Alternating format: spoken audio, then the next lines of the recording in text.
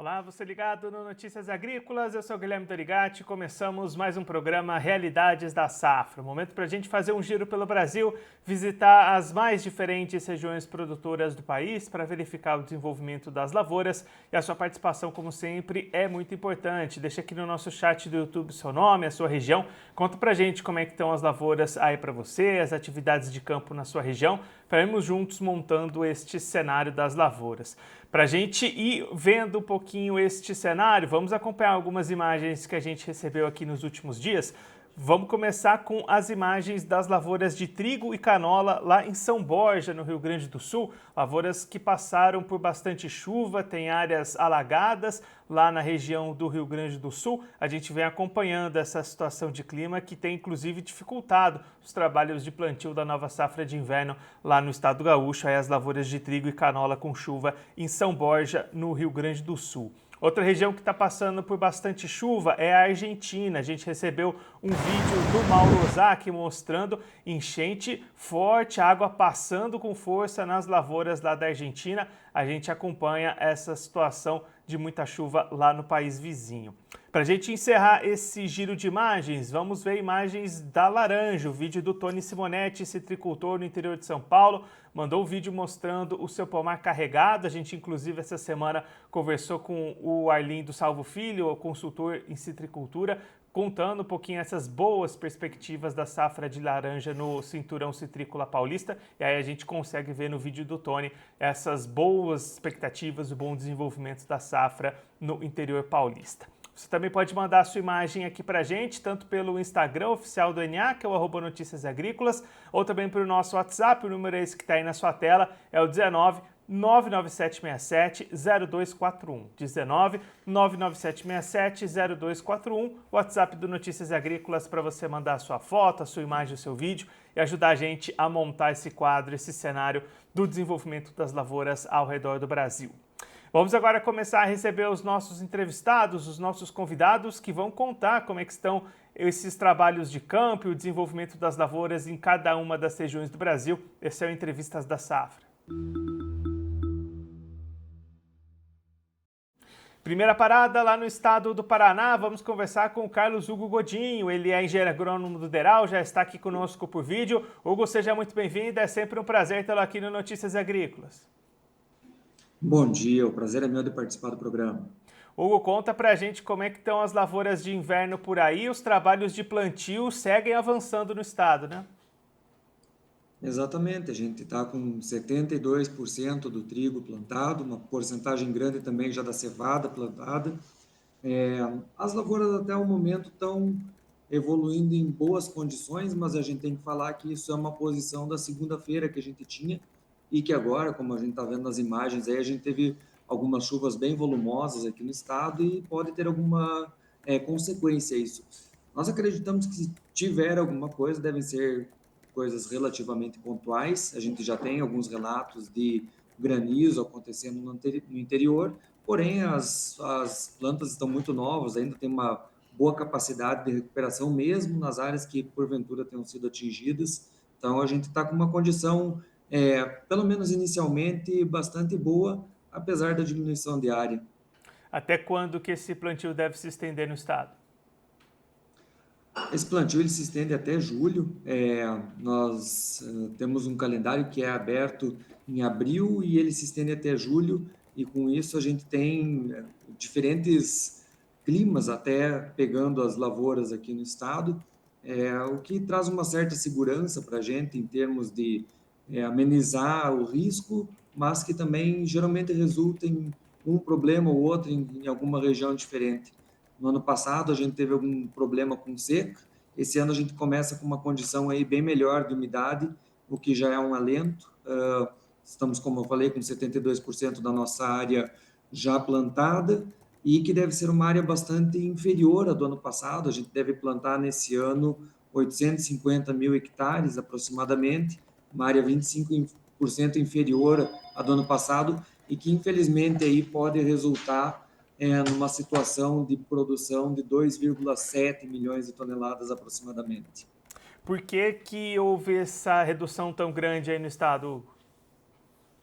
Então, apesar dos preços estarem até, de certa forma, remuneradores, a gente divulgou um custo nesses últimos dias que apontava que o custo variável do trigo está em torno de R$ 72 e o preço que está sendo registrado hoje aqui no estado, apesar de não ter produção disponível, é em torno de R$ 80 a saca.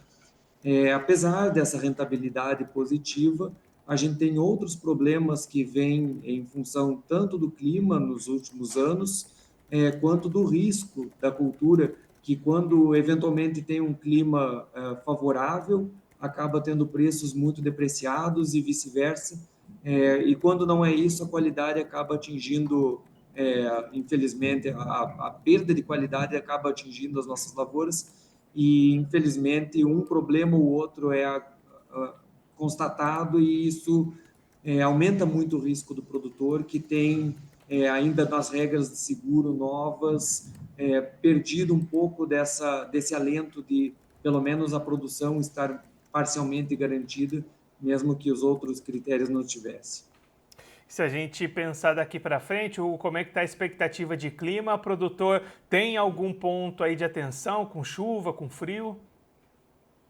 A gente tem as previsões de geada, elas acabam sendo muito a curto prazo, né? Se elas acontecerem agora, a gente teve uma onda de frio recente que acabou não acontecendo, inclusive geadas de forma mais efetiva, mas mesmo que acontecessem, elas teoricamente aconteceriam pro trigo num momento até favorável. A gente está com muitas plantas começando a perfilhar e isso muitas vezes colabora, inclusive, com o desenvolvimento, com essa emissão de perfis da planta.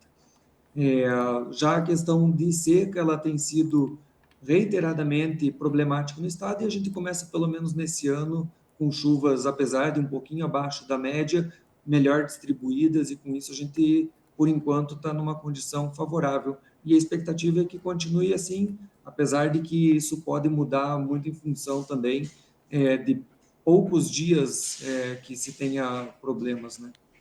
E aí, além de clima, Hugo, quais são os pontos que o produtor precisa ter atenção nesse momento para fazer o seu manejo e garantir um bom potencial? Olha, o produtor paranaense, ele está, como eu falei, um pouco desanimado com a cultura do trigo nesse momento. A gente espera que isso se reverta no futuro, mas a gente vai precisar principalmente de preços. Então, a atenção do produtor se volta aí para os preços nesse momento. O produtor que plantou talvez tenha uma boa safra esse ano. A gente tem, apesar dos preços internos estarem bons, a gente tem uma situação no mercado internacional que está pressionando um pouco os preços, e isso, quando começar a colheita aqui no estado do Paraná, pode acabar fazendo com que a gente tenha algum prejuízo em termos financeiros, mas a gente tem expectativa, por enquanto, de uma boa colheita, visto que as condições climáticas até agora ajudaram bastante. Só No para ano passado, a gente teve só os problemas, eles começaram a partir de agora. Então, sempre é um ponto de atenção, mas infelizmente não tem muito que o produtor possa fazer contra a seca. Só para a gente entender esse calendário, Hugo, quando é que a colheita deve começar aí no estado? A gente já começa com algumas colheitas pontuais em agosto, mas ele se intensifica mesmo no final de setembro e começo de novembro. Hugo, muito obrigado pela sua participação, por ajudar a gente a entender melhor todo esse cenário. Se você quiser deixar mais algum recado ou destacar mais algum ponto, pode ficar à vontade. Acredito que a gente tocou nos principais pontos aí e desejo sorte aos produtores paranaenses aí com essa safra. A gente deixa aqui o convite para você voltar mais vezes e a gente siga acompanhando o desenvolvimento dessa safra aí no estado do Paraná. Um abraço e até a próxima. Um abraço, tá? Esse é o Carlos Hugo Godinho, ele que é engenheiro agrônomo do Deral, conversou com a gente para mostrar como é que estão as lavouras de trigo, lavouras de inverno lá no estado do Paraná. O Hugo apontando um plantio em torno de 72% para o trigo neste momento, 35% também para a canola, para a cevada, perdão, lá no Paraná. E aí o produtor enfrentando a tensão com o clima. Até este momento, desenvolvimento positivo, com boas condições climáticas, mas as chuvas dos últimos dias podem ter causado alguns problemas pontuais em algumas localidades do estado. Esse levantamento ainda vai ser feito pelas equipes de campo do DERAL. O GUT destacando um plantio cerca de 25% menor do que o registrado na safra passada, o que pode resultar em uma produção de apenas 2,7 milhões de toneladas. O produtor paranaense mais desanimado com a cultura do trigo nesse ano, apesar das boas expectativas de rentabilidade, de custos, de preços de venda. O GUT destacando esse cenário do produtor investindo e apostando menos no trigo neste ano lá no estado do Paraná. Claro, a gente vai seguir acompanhando o desenvolvimento dessa safra aqui ao longo do Realidades da Safra. Vamos agora mudar de região, vamos lá para o Tocantins, entender como é que estão as lavouras da segunda safra de milho. Quem vai conversar com a gente sobre esse assunto é o Thiago Facco, vice-presidente da ProSoja Tocantins, já está aqui conosco por vídeo. Thiago, seja muito bem-vindo, é um prazer tê-lo aqui no Notícias Agrícolas. Bom dia, bom dia. Prazer é meu estar aqui com vocês. Estamos aí à disposição. Thiago, como é que tem sido o desenvolvimento das lavouras por aí? O clima segue ajudando essa safra? Então, a gente está findando o ciclo aí agora, né? Já começou algumas colheitas aí nesses dias agora. A partir do dia 15 deve se intensificar a colheita bastante aqui.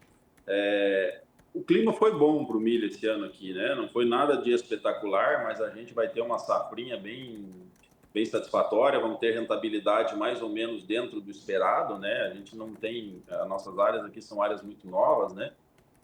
Mas a gente deve aí colher ao redor de 100 sacos por hectare, entre 90 e 100 sacos, é o número que a gente está estimando aqui. A safrinha, na sua grande maioria, não teve nenhum problema, né? Tivemos algum excesso de chuva no começo, depois alguns bolsões de seca, mas na sua grande maioria a safrinha vai ser uma safrinha boa, tá? A gente está com o problema que ela não vai ser muito rentável, mas ela vai ser uma safrinha que ela vai ser, em produtividade, vai ser bem boa, digamos assim. Como é que foi a questão de pragas e doenças nesse ano por aí, Thiago?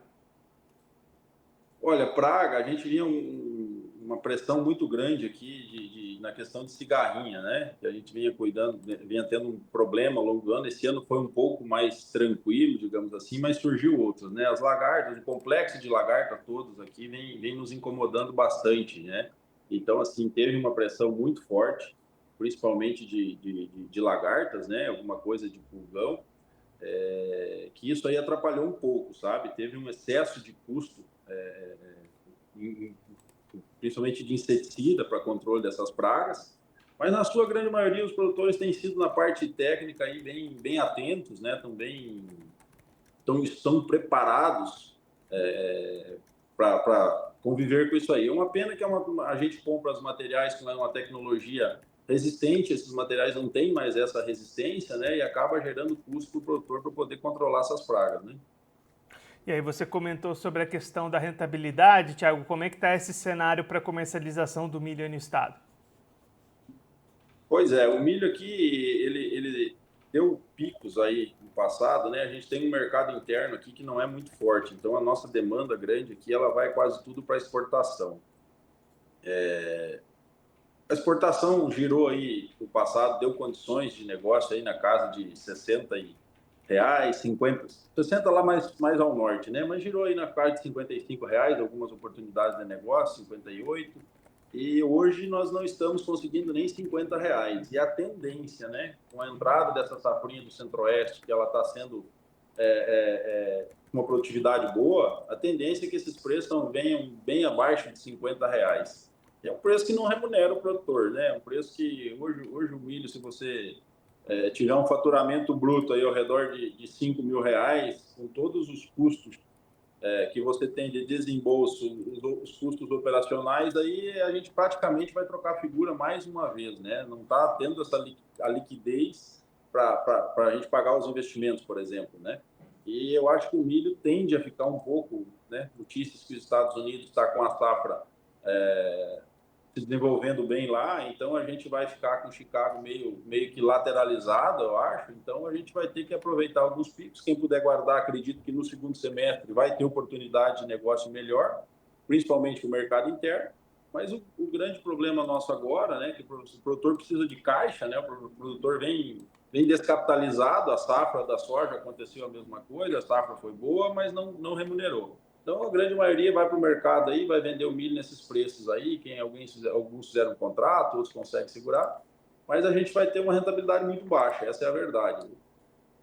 Se a gente pensar no restante do calendário, Thiago, até quando que devem se estender esses trabalhos de colheita? A nossa safrinha ela começa no dia 15, mais ou menos, né? Na metade de junho aí, e se estende até o final de julho. Os próximos 45 dias aí, a gente deve colher. A safrinha é mais tranquila, a colheita aqui, a gente não há problema de chuva, nada, né? Então, ela desenvolve-se bem. Acredito que até final de julho a gente deva estar com os trabalhos de colheita aí finalizados, né? E olhando para a sequência, Thiago, como é que está a preparação pensando em soja 25-26? Então, um outro probleminha que você falou, quero só voltar um pouquinho, Guilherme, é a questão de que nós estamos, a maior preocupação nossa hoje aqui é no escoamento dessa safrinha, sabe? Só voltando, depois eu respondo a sua pergunta. Fica tranquilo. A gente está com bastante soja ainda, né, nas unidades armazenadoras, seja ou nas fazendas. O fluxo está muito baixo de expedição dessa soja e a gente está vindo com uma safrinha grande em cima aí, né? Então, assim, ó, nós vamos ter um colapso, provavelmente, aí, né, no fluxo de milho, sabe? As empresas aqui, infelizmente, não vai ter condições de absorver essa safra de milho, né? E isso aí é uma coisa que nos preocupa muito, sabe? Porque a gente desovar não terminou de expedir toda a soja e a gente não tem como conseguir vir a safrinha de milho em cima, vai ser um problema, sabe? Esse é um ponto. E a questão da safra 25-26, os produtores já estão se organizando, na sua grande maioria estão organizados, né? Temos uma situação de custo bastante agravada, principalmente na parte de fertilizante aí, né, que nos retira de novo a margem de lucro de novo. Os químicos, os sementes, as coisas mais ou menos se manteram em relação ao ano passado, mas a questão de fertilizante aqui está bem alto o nosso custo aqui, como eu acredito que no Brasil inteiro, né? Thiago, muito obrigado pela sua participação, por ajudar a gente a entender melhor todo esse cenário. Se você quiser deixar mais algum recado, destacar mais algum ponto, pode ficar à vontade. Não, tranquilo. Nós estamos aí, firme e forte. Precisando de qualquer coisa, estamos à disposição. A gente deixa aqui o convite para você voltar mais vezes, a gente seguir acompanhando esses trabalhos de colheita, a preparação para a próxima safra. Thiago, um abraço e até a próxima. Tá bom, um grande abraço a todos aí. Obrigado. O Thiago Facco, ele que é vice-presidente da ProSoja do Tocantins, conversou com a gente para mostrar como é que estão as lavouras da segunda safra de milho neste começo ainda pontual de colheita lá no estado do Tocantins. O Thiago destacando a expectativa de um começo para valer dessas atividades a partir do próximo dia 15 e boas expectativas de produtividade. As estimativas mostram valores entre 90 e 100 sacas por hectare de estimativas para essa safrinha de milho lá no estado do Tocantins. O Thiago também destacando as dificuldades logísticas e de comercialização para essa safrinha, produtor bastante preocupado com a queda dos preços neste momento, saca girando ao redor de R$50, o que na visão da liderança não traz rentabilidade para o produtor tocantinense, que além disso enfrenta dificuldades logísticas, ainda tem soja da primeira safra deste ano armazenada, pouco espaço para guardar este milho, que seria essencial para garantir melhores oportunidades de comercialização, olhando para a sequência das atividades lá do Tocantins. O Thiago também destacando o produtor começando a olhar para essa próxima safra de soja 25-26, que vai vir aí pela sequência. Claro, a gente vai seguir acompanhando de perto esses trabalhos de colheita do milho e também de plantio e preparação para a próxima safra de soja lá no Tocantins. Vamos agora aproveitar para a gente dar uma passada lá na página do Realidades da Safra, no site do Notícias Agrícolas, porque é lá que ficam concentradas todas as informações que a gente vai conversando e vai trazendo para você aqui ao longo da programação. Aí em destaque você tem os vídeos do programa de ontem, mas se você clicar ali no botão do Mais Vídeos, você consegue ver e rever todas as entrevistas que o programa Realidades da Safra já trouxe para você. Você também tem acesso a todas as notícias que a gente traz aqui na nossa programação e que dizem respeito ao desenvolvimento das lavouras, ao cultivo, condições de comercialização, de produtividade das mais diferentes cultivos, das mais diferentes regiões do Brasil, tudo concentrada ali na página para você ter acesso fácil. Você também tem acesso às informações de meteorologia, vídeos e notícias que o Notícias Agrícolas traz para você. Tudo isso está concentrado na página do Realidades da Safra, lá no site do Notícias Agrícolas. Você pode dar uma passada por lá e acompanhar todas essas informações. Vamos agora aproveitar para a gente trazer notícias e informações sobre o desenvolvimento das lavouras. Esse é o Notícias da Safra. Vamos começar olhando para o café, porque a colheita do Brasil segue avançando e isso tem trazido pressão para os preços, especialmente no fechamento do mês de maio. Os preços do café caíram com certa força em maio, sobretudo na última semana do mês, de acordo com o levantamento do CPEA. Segundo o Centro de Pesquisas, a pressão esteve atrelada à colheita da safra brasileira 25-26, já que as atividades envolvendo a arábica começaram a ganhar ritmo em maio e as do robusta foram intensificadas ao longo do mês. A média mensal do indicador CPEA Exalc do arábica tipo 6 bebida dura para melhor posto capital paulista foi 1,6% menor do que o valor registrado em abril. Ainda conforme o levantamento do CPEA, os valores do robusta recuaram em maio com mais intensidade do que os do arábica, já que a colheita da primeira variedade está mais avançada. Além disso, a expectativa de uma safra maior de robusta reforça o movimento de desvalorização. Inclusive, olhando para este cenário do café, da safra, os impactos que isso tem nos preços, a Rafaela Ribeiro, nossa jornalista aqui do Notícias Agrícolas, conversou com o Lúcio Dias, analista e consultor em agronegócio, justamente para tentar entender um pouquinho esse desenvolvimento da safra, o impacto que isso tem no mercado e nos preços. Vamos acompanhar agora um trechinho da entrevista da Rafaela com o Lúcio.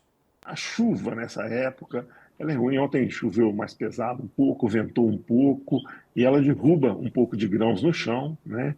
E esse grão de chão, junto com uma catação, com a quantidade de escolha que gera a bica corrida, é um café que ele tem um mercado um pouco diferente e ele concorre até com o mercado do Conilon. Então,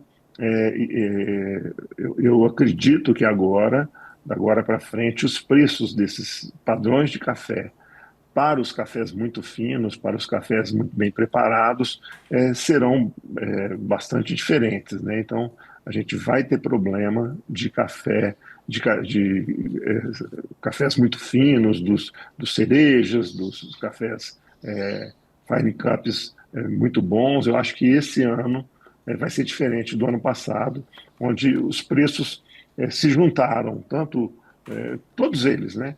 Estavam muito parecidos. Esse ano a gente vai ter um diferencial grande de preços de café rios, de riados e dos good cup para os cafés fine cups, que a gente chama, né? Que os cafés que bebem muito bem. Nós estamos com uma posição assim muito alguns perigos para acontecer, que a gente não pode falar, puxa vida, nós vamos ter uma grande safra ano que vem. E por falar nisso, Rafaela, é uma situação que eu já tenho notado. Na minha opinião, todos que estavam imaginando uma super safra o ano que vem e que isso daí ia fazer com que o mercado desmoronasse, isso não vai ocorrer. As lavouras que estão sendo colhidas estão estragando bastante. Os tratos culturais talvez não tenham sido suficientes para poder segurar a produção que a gente está obtendo. Eu vou falar, acho que ninguém ainda te disse isso, tocou nesse assunto, mas nós estamos tendo um ataque de ferrugem bastante expressivo, tá? E uma colheita que ela está estragando bem as lavouras, principalmente em lavouras que produziram um pouco mais. Vamos agora voltar a receber os nossos entrevistados. A gente está aqui com o Neivo Fritzen, ele é produtor rural lá no Paraguai, vai contar para a gente como é que estão as lavouras por lá. Neivo, seja muito bem-vindo, é um prazer tê-lo aqui no Notícias Agrícolas. Bom dia a vocês aí. Eu estou quase sem volume aqui, mal consigo escutar, então não sei se eu estou respondendo corretamente aí. E também aqui, vindo uma tempestade aí, escureceu, acendeu a luz pública de novo, para vocês terem uma ideia. Então, o sinal de internet também não está ajudando muito. Mas bom dia a todos aí. Bom dia, Neivo. Conta pra gente como é que estão as lavouras por aí, como é que tem sido o desenvolvimento dessa segunda safra. As lavouras são muito, assim, desuniformes de um modo geral, né? Em questão de qualidade, porque as chuvas foram muito irregulares desde o plantio até o desenvolvimento. E então temos lavouras excelentes e outras a uma pequena distância, muitas vezes nem tanto, né? Então é uma safrinha muito irregular, né? Muito irregular. Isso vale tanto para milho quanto para soja, Neivo? Sim, tanto para milho quanto para soja. O sul foi mais castigado um pouco pela falta de chuvas na questão da safrinha. No verão foi beneficiado e na soja foi castigado, né? Soja e milho, né? Então, aí a região de Alto Paraná, mais para o norte e aqui pegando Canindeyú, sul, está relativamente bom. Mas aí já a parte norte de Canindeyú, noroeste, inclusive regiões onde nem foi plantado milho porque a condição de clima não permitia, né? E quando é que deve começar a colheita aí no país? Está começando pontualmente, assim, algumas lavouras, híbridos um pouco mais precoces, está timidamente começando a colheita. Mas o volume maior vai ser a partir do dia 20 de junho, fim de mês de junho. Do E, milho, né? Da soja está praticamente terminada, né? e Neivo, olhando para mercado, como é que estão as oportunidades para comercialização por aí? Teve oportunidades quando persistia a estiagem, né? Teve oportunidades aí de 160, 170 dólares, né?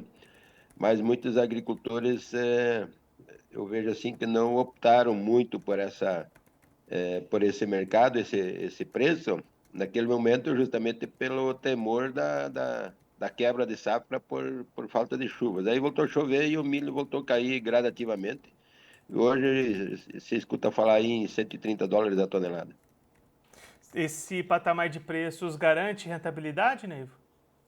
Para quem tem uma boa produtividade, vai gerar alguma rentabilidade, mas para quem está nesses bolsões aí onde não choveu o suficiente e que vai ter uma produtividade mais baixa, o resultado é muito baixo, né? Ou inclusive negativo em algumas situações.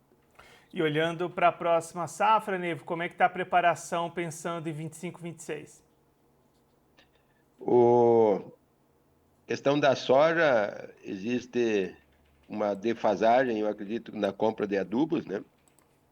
Pelo alto preço, né? Existia uma expectativa normal do agricultor, quando alguma coisa está muito cara, espera que caia o preço, né? Em algum momento. E isso não está acontecendo, inclusive aconteceu o contrário, né? A alta ainda maior de fosfatados e do cloreto, né?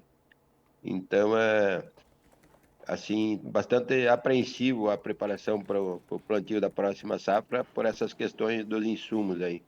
Alguns outros produtos aí com preços assim subindo rapidamente em poucos dias, algumas preocupações pontuais assim, que vamos ver como é que elas se resolvem ao longo do tempo aí, quando chegar o próximo plantio aí em setembro.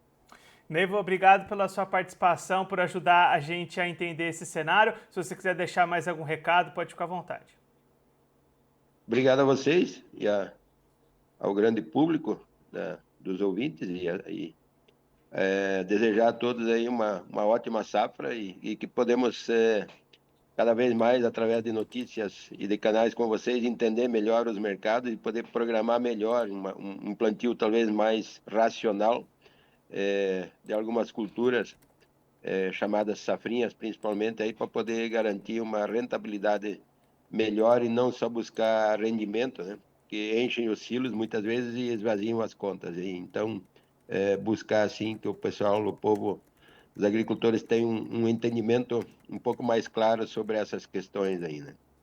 Neiva, mais uma vez, muito obrigado. A gente deixa aqui o convite para você voltar mais vezes. A gente seguir acompanhando as lavouras e as colheitas por aí. Um abraço e até a próxima. Outro abraço a todos vocês aí. Obrigado. Tchau, tchau.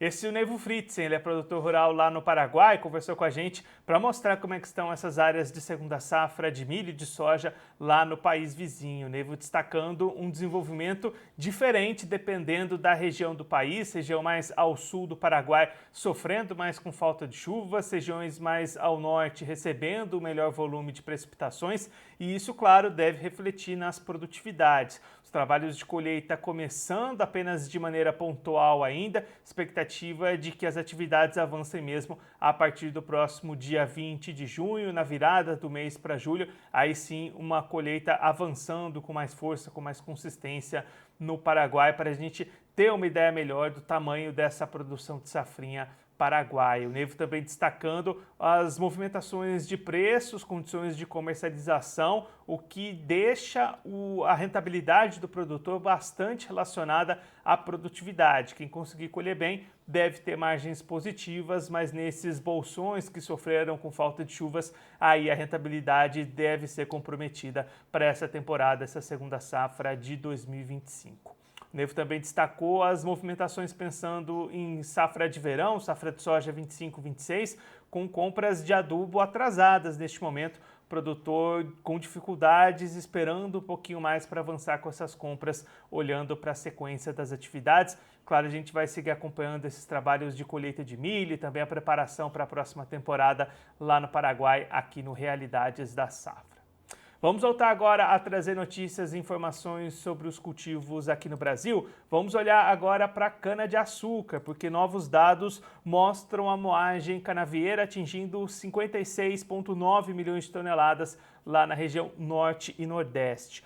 Com 95% da safra 24-25 colhida nas regiões norte e nordeste, a moagem de cana atingiu 56,96 milhões de toneladas até o final da primeira quinzena de abril.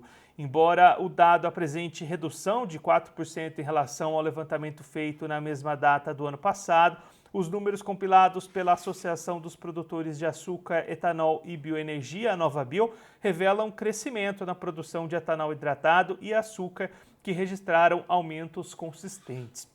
Segundo o Renato Cunha, presidente executivo da entidade, o ciclo agrícola 24-25 foi marcado pela ausência de chuvas regulares, o que reduziu a projeção total de moagem canavieira de 63 para 61 milhões de toneladas.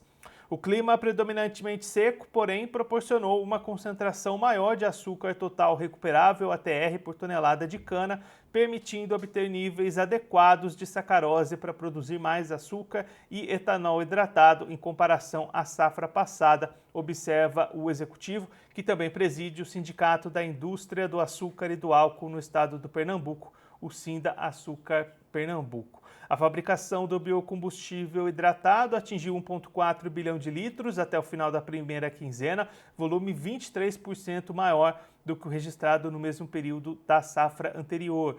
No anidro, verificou-se redução de 22% no mesmo período.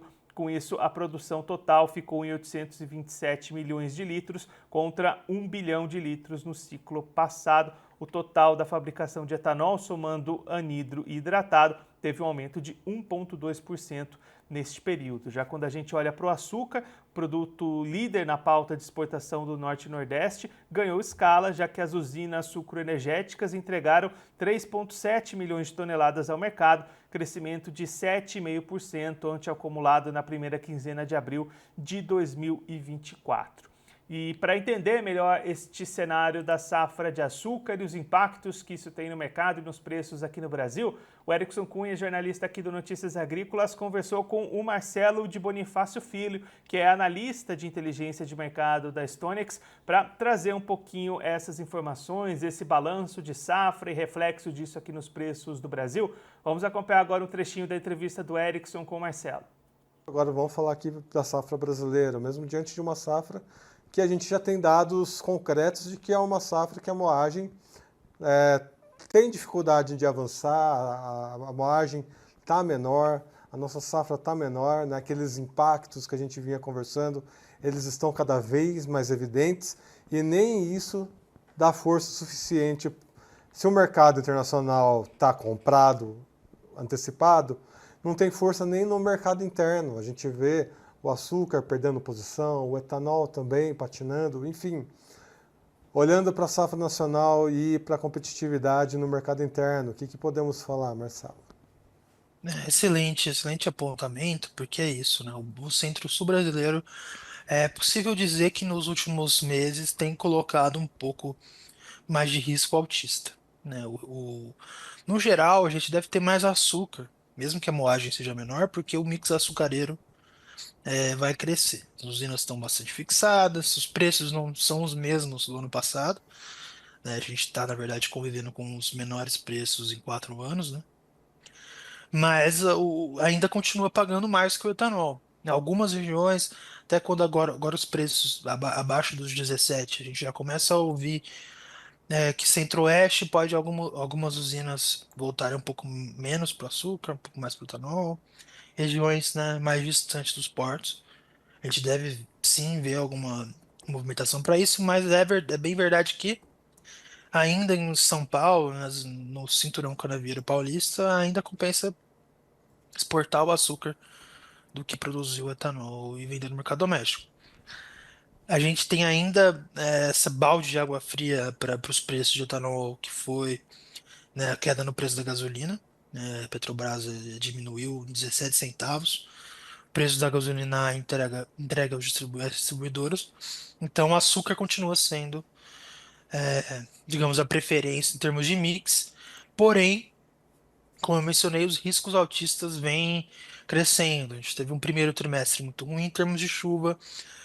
Abril já refletiu isso, então a Única soltou, junto ao CTC, os dados da produtividade de abril e foram bem decepcionantes, né? 16% abaixo do ano passado. É um valor, ano passado, na verdade, se parte de uma base alta do ano passado. 2024 a gente teve mais cana-bizada, mais cana-planta sendo colhida, então se aumenta, né, o TCH naturalmente, mas agora a gente tem o TCH vindo de uma cana mais envelhecida, uma cana aí nesse mês de abril 25, provavelmente que sofreu mais com o clima. Então a gente tem esses fatores, a moagem de abril veio bem baixa, mas, né, a depender aí, a gente já teve uma primeira quinzena de maio muito boa. Em termos de moagem, a moagem veio acima do esperado pelo mercado, o mix açucareiro subiu é, a 51%, né? Então não era algo, era esperado que o mix açucareiro ia subir, mas a gente esperava mais que na virada de maio para junho que ia superar os 50%, e agora já está no 51%.